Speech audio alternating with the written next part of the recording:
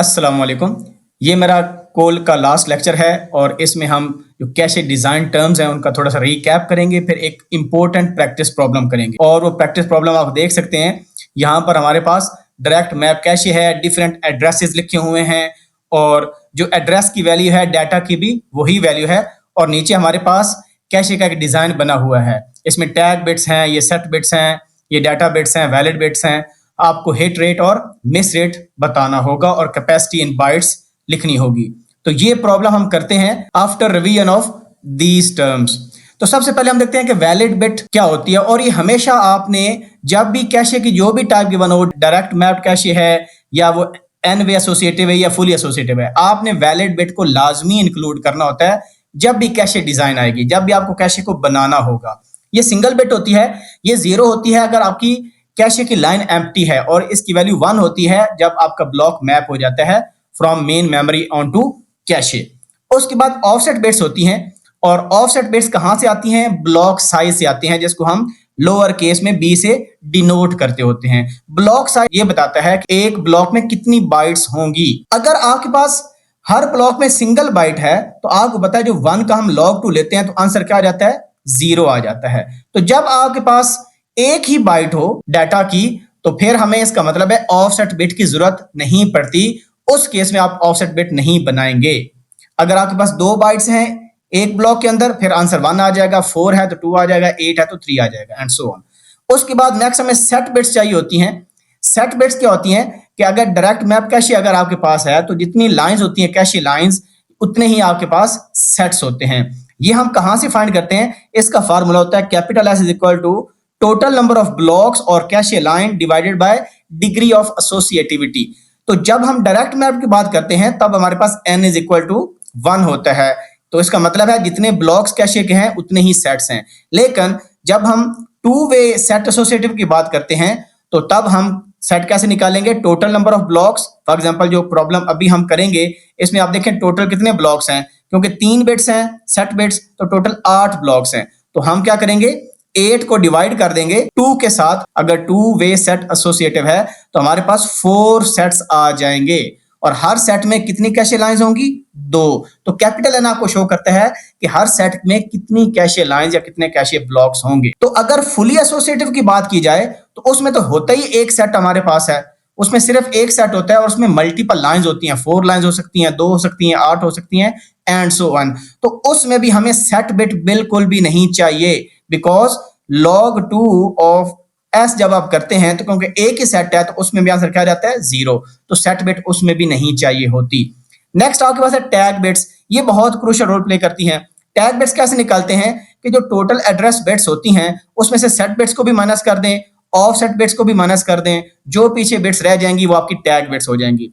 उसके बाद आती हैं जी LRU बिट्स। जब भी डायरेक्ट मैप का क्वेश्चन हो ना तो उसमें LRU बिट्स यूज बिल्कुल भी नहीं करनी। आप ये कब करनी होती हैं? जब आपके पास 2 वे सेट एसोसिएटिव हो या 4 वे सेट एसोसिएटिव हो या फुली एसोसिएटिव कैशे हो, तो इन तीनों में आपने यूज करनी है। यानी फुली एसोसिएटिव हो या n वे सेट एसोसिएटिव हो, तो ये 2 आपके पास अगर होंगे कैशे टाइप्स तो फिर आप तब यूज करोगे LRU बिट्स। ये हम क्यों यूज करते हैं? ताकि अगर किसी ब्लॉक को रिप्लेस करना हो तो जिस ब्लॉक या कैशे लाइन की LRU बिट की वैल्यू ज्यादा होगी उसको हम रिप्लेस कर। तो डायरेक्ट मैप में बिल्कुल भी नहीं करनी, क्योंकि डायरेक्ट मैप में हर सेट में एक ही लाइन होती है, दैट्स ऑल। उसके बाद है डर्टी बिट। ये कब यूज करते हैं? बट डर्टी बिट यूज कब करते हैं? जब हमने राइट पॉलिसी करनी हो। तो उसमें अगर आपके पास राइट बैक की पॉलिसी है ना, क्योंकि 2 पॉलिसी होती है, एक होती है राइट बैक, एक होता है राइट थ्रू। राइट थ्रू में हम कैशे में भी डाटा डालते हैं, अपडेट करते हैं, राइट करते हैं और मेन मेमोरी में भी, तो कोई मसला नहीं है क्योंकि दोनों में कंसिस्टेंट डाटा है, कोई इशू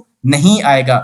लेकिन जो राइट बैक पॉलिसी है ना कैशे की, ये तब करते हैं जब कैशे हिट होता है। यानी अगर कैशे हिट क्या मतलब कि आपकी tag bits corresponding cache line से मैच कर गई तो हम सिर्फ कैशे को अपडेट करेंगे और मेन मेमोरी को अपडेट नहीं करेंगे। तो जो कैशे का कंट्रोलर हो उसको ताकि पता चल जाए कि भाई मेरी कैशे अपडेटेड हो गई है, डर्टी बिट को हम 1 कर देते हैं और मेन मेमोरी में पुराना डाटा पड़ा है। नेक्स्ट टाइम अगर ये लाइन रिप्लेस होने लगी तो फिर हम ये वाला डाटा मेन मेमोरी में पहले अपडेट करते होते हैं। तो ये राइट बैक में डर्टी बिट आएगी, right through, right allocate, right around या राइट नो एलोकेट किसी भी और कैशे राइट पॉलिसी में डर्टी बिट का यूज नहीं आना, तब आना है जब राइट बैक हो। तो ये कुछ चीजें मैंने आपको बता दी ताकि स्टूडेंट्स को कंफ्यूजन खत्म हो जाए, प्रॉब्लम आए तो उनको पता हो कि कम से कम इसमें LRU बिट्स होनी है या नहीं होनी, इसमें डर्टी बिट्स होनी है या नहीं होनी। अब हम करते हैं जी ये प्रॉब्लम, और ताकि आपको थोड़ा सा रिकैप भी हो जाए, रिवीजन भी हो जाए बिफोर योर एग्जाम। मैं चाहता हूं कि आप सबके ये अच्छे नंबर एग्जाम में आए। Best of luck for that. तो अब हम स्टार्ट करते हैं ये वाला प्रॉब्लम। ये प्रॉब्लम मैं कुछ पार्ट्स आपको कराऊंगा और बाकी पार्ट्स आपका होमवर्क है, आप घर में ट्राई करें, कमेंट सेक्शन में लिखें कि आपके ये आंसर आ रहे हैं। आंसर्स का मतलब ये है कि हिट रेट कितना आ रहा है, मिस रेट कितना आ रहा है, और आपकी ये शेप कैसे आ रही है। आप मेरे मोबाइल नंबर पर भी व्हाट्सएप कर सकते हैं। तो सबसे पहले हम देखते हैं, data is same as address for all part, fill the direct map cache for the address given below, calculate hit rate and miss rate. ये एड्रेसेस गिवन है। अब सबसे पहला काम आपने क्या करना है कि इस एड्रेस को जो हेक्साडेसिमल में गिवन है आप बाइनरी में कन्वर्ट कर लें। पहला काम आपने ये करना है, इस एड्रेस को भी बाइनरी में कन्वर्ट कर लें, इसको भी बाइनरी में, जितने एड्रेसेस लिखे हुए हैं उनको कन्वर्ट किस में कर लें, बाइनरी में। आप काउंट करें कितने एड्रेसेस हैं, तो 13 एड्रेसेस हैं। तो इसका मतलब है जब हम हिट रेट निकालेंगे तो डिनोमिनेटर में कितना आएगा, 13, और मिस रेट निकालेंगे डिनोमिनेटर में कितना आएगा, 13। अब हम मिस और हिट साथ साथ फाइंड करते जाएंगे। एक काम तो ये कर लिया कि हमने इनको बाइनरी में लेट्स सपोज कन्वर्ट कर लिया। मैं सिर्फ 3 का कर रहा हूं, बाकी आप खुद कर सकते हैं। सबसे पहले क्या करेंगे, इस 0 को बाइनरी में कन्वर्ट करेंगे, क्योंकि हेक्साडेसिमल में हमें 4 कैरेक्टर चाहिए। देखें 2 0, 3 0 और 4 0। ये 0 को कन्वर्ट कर लिया। अब 3 को कन्वर्ट करें बाइनरी में, 4 बिट्स चाहिए आपको, तो लेफ्ट वाली 2 बिट्स तो आपकी 0 0 हो जाएंगी। तो अगर नहीं भी लिखते तो कोई फर्क नहीं पड़ता। तो हमारे पास क्या आ जाएगा, 1 1 टेट्रा 0। उसके बाद हम 3F को लिखते हैं। तो पहले F को लिखें, हमें 4 1 लिखने पड़ेंगे। ये देखें टेट्रा 1 और 3 क्या होता है, वो भी 1 1 होता है। और जो लेफ्ट मोस्ट 0 हैं उनको लिखने का फायदा हमें नहीं है। अब 32 को कैसे लिखेंगे, तो पहले 2 को लिखते हैं। 2 क्या होता है, 0 0 1 0, ये आपका 2 है।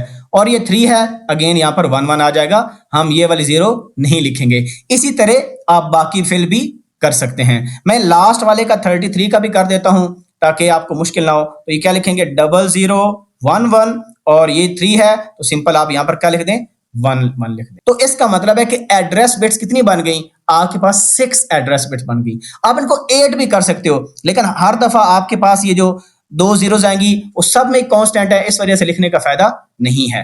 तो पहला काम आपने ये करना है। अगला काम आपने क्या करना है कि इस एड्रेस को लेना है और हम देखेंगे कि ये एड्रेस कैशे की कौन सी लाइन पर आएगा। और सबसे इंपॉर्टेंट चीज आप यहां पर देखें, ये टैग बिट्स हैं। ये क्या है, ये सेट बिट्स हैं, क्योंकि हमें पता है कि नंबर ऑफ सेट्स या नंबर ऑफ कैशे लाइंस और ब्लॉक्स डायरेक्ट मैप के अंदर बराबर होती हैं। क्योंकि 3 बिट्स हैं, हमारे पास 8 कैशे ब्लॉक्स हैं या कैशे लाइंस हैं। काउंट कर लें, यहां से यहां तक आपको 8 नजर आएंगी। उसके बाद आप ये देखो 0 और 1 पड़ा है।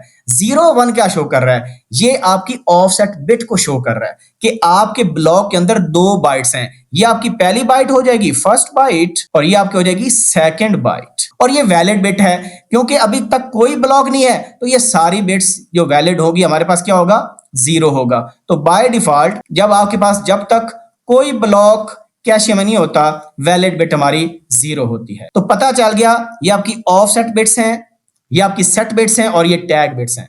अब हम लेते हैं पहला एड्रेस और फाइंड करते हैं कि कितनी टैग बिट्स रिक्वायर्ड होंगी, क्योंकि हमें सेट बिट्स गिवन है 3 सेट बिट्स और 1 ऑफसेट बिट है। तो पहला एड्रेस लिखते हैं जी। तो पहला एड्रेस हमारे पास है 1 1 टेट्रा 0। तो यहां पर मैंने एड्रेस लिख लिया 1 1 टेट्रा 0 बाइनरी में। तो हमें क्योंकि ऑफसेट बिट 1 गिवन है, तो इसका मतलब है ये जो 0 है ये आपकी ऑफसेट बिट है। मेजॉरिटी स्टूडेंट्स मुझसे ये पूछते हैं कि यार ऑफसेट बिट का क्या काम है। ऑफसेट बिट 0 का मतलब है कि सीपीयू को पहली बाइट चाहिए, यानी यही वाली बाइट चाहिए जिसका हमने एड्रेस लिखा हुआ है। ये कौन सी बाइट है, ये 30H है, क्योंकि डाटा भी सेम है। तो इसका मतलब ये हुआ कि सीपीयू को 30H चाहिए। उसके बाद ये जो 3 बिट्स हैं ये कौन सी हैं, ये सेट बिट्स हैं, क्योंकि हमें यहां पर सेट बिट्स 3 गिवन है, ये आपकी सेट बिट्स हो जाएंगी। और ये वाली जो 2 बिट्स हैं ये कौन सी हैं, ये आपकी टैग बिट्स हो जाए। तो हमने ये डिसाइड कर लिया यहां से कि सेट बिट्स 3 है और कंफर्म भी है। देखें यहां पर हो गया। ऑफसेट बिट आपके पास 1 है और पहली बाइट चाहिए सीपीयू को, और टैग बिट्स 2 हैं। हम सबसे पहले सेट बिट्स को देखेंगे कि वो कौन सा सेट है। 000 इसका मतलब है पहला ही सेट है। क्या पहले सेट में कोई चीज पहले पड़ी है, नहीं पड़ी, तो ये कैशे मिस हो जाएगी। तो यहां पर सिंपली आप M लिख दें, कि यहां पर कैशे मिस होगा। उसके बाद नेक्स्ट क्या करना है, नेक्स्ट हमने इस सेट पर जाना है, टैग बिट्स चेक करनी है, वो भी क्योंकि है ही नहीं टैग बिट्स, तो सिंपल टैग बिट्स यहां पर 1 1 हम लिख देंगे।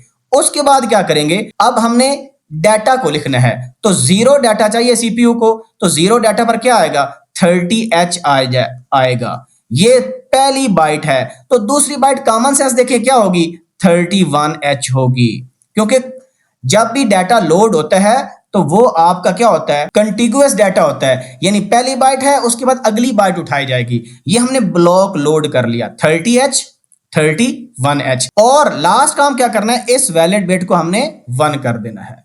ये मैंने एक एड्रेस को आपको फिल करके दिखा दिया। अच्छा, साथ आप देखें ये कैपेसिटी बाइट्स लिखा हुआ है। भाई कैपेसिटी बाइट का मतलब है कि पूरे कैशे की कैपेसिटी लिखें इन बाइट्स। ये तो बहुत आसान है। आप इसका क्या तरीका होता है, आपने फार्मूला पढ़ा था, capital B is equal to capital C over block size. तो कैपेसिटी ये C है, C कैसे निकालेंगे, टोटल ब्लॉक्स को मल्टीप्लाई कर देंगे आपके साथ ब्लॉक साइज के साथ।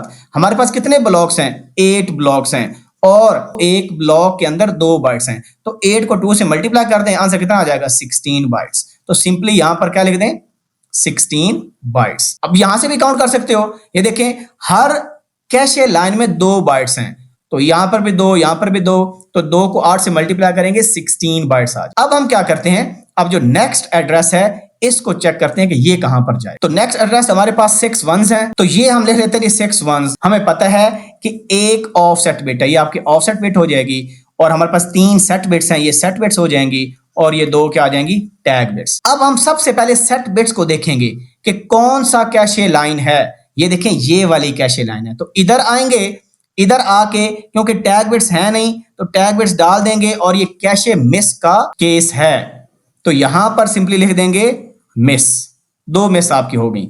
और उसके बाद वैलिड बिट को क्या कर देंगे, 0 से 1।